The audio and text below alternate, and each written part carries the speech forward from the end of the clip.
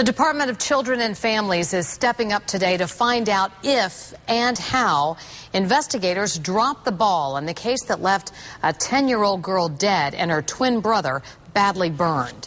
News Channel 5's Marcy Gonzalez has been digging into some newly released documents today.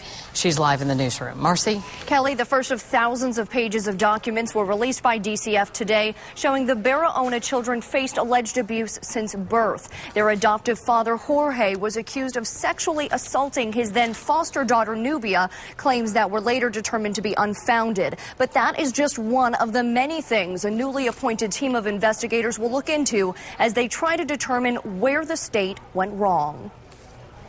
It has been a week since this tragedy became public, and the pain and the shock has not begun to wear off on anyone in this department. With the pain of the Barahona case still fresh, the Department of Children and Families is taking action. DCF Secretary David Wilkins announced today the launch of an outside investigation. It is my charge to this team that I expect their recommendations, what went right, what went wrong, where we could improve, and what governance, systematic, or operating processes should be addressed further.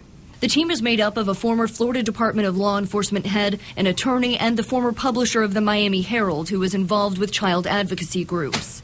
They will look into the thousands of pages of reports DCF started releasing today, outlining years of alleged abuse leading up to last Monday's discovery. 10-year-old Nubia Barahona's body was found in a bag in the back of her adopted father's pickup truck along I-95. Her twin brother found in the passenger seat, doused in a chemical and convulsing.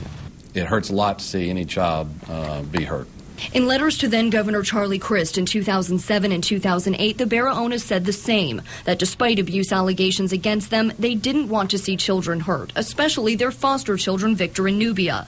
They wrote that they were, quote, raising our family with love as any mother and father would do, and asked for the governor's help in the adoption process.